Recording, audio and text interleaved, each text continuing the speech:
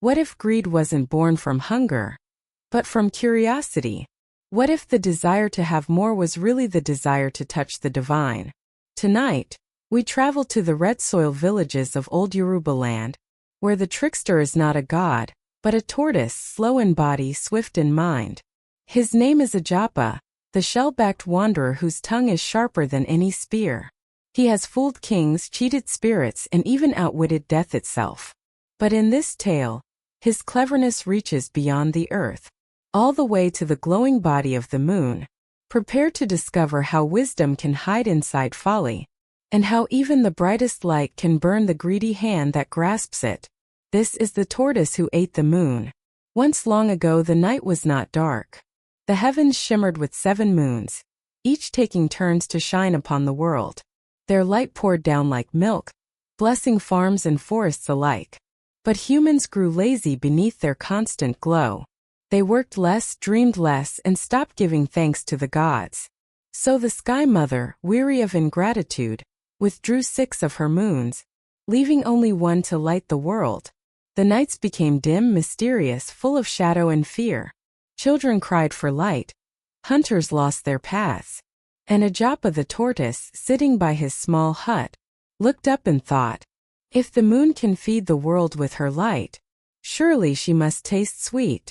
From that thought came hunger, not of the belly, but of the spirit that always wants more.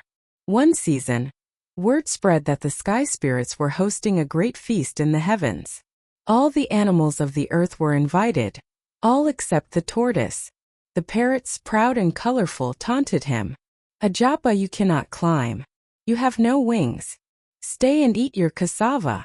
But the tortoise only smiled. Wings? No. But I have something better. A mind that flies.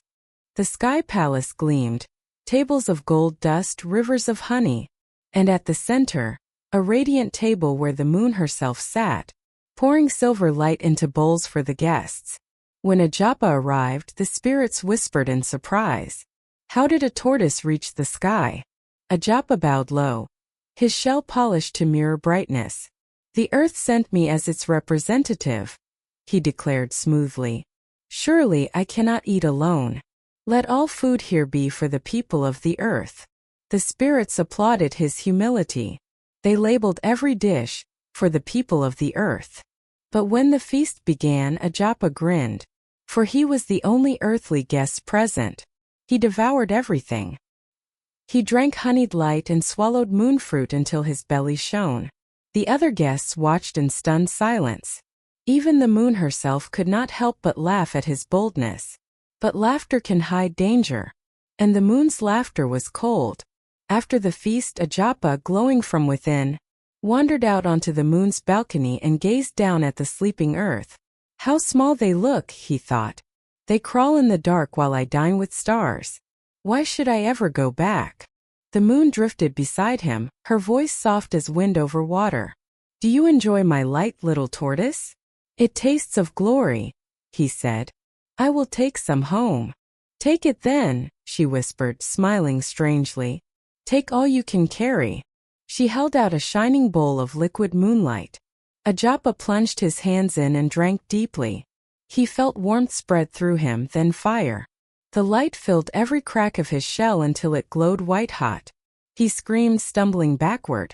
The spirits gasped as smoke rose from his body. He fell from the balcony, tumbling through clouds and stars, his feathered cloak burning away as he fell. Down he plummeted, and the heavens rang with the laughter of the moon. Ajapa crashed to earth with the force of thunder. His shell broke into pieces, scattering across the ground like shattered pottery. For days he lay in silence, neither dead nor alive, until the Sky Mother took pity and sent the blacksmith spirits to mend him. They gathered his pieces and welded them together with sacred fire, leaving dark lines across his back, the marks you still see on every tortoise today. When Ajapa awoke, he was heavy, slower than ever.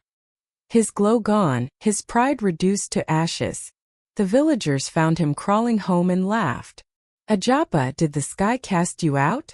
He said nothing. For the first time, the tortoise had no clever words, only the memory of light too bright to bear. Years passed. Ajapa grew quiet and thoughtful. But sometimes on clear nights he would look up at the moon and see her smiling down full and bright. He would whisper softly, "I still remember your taste."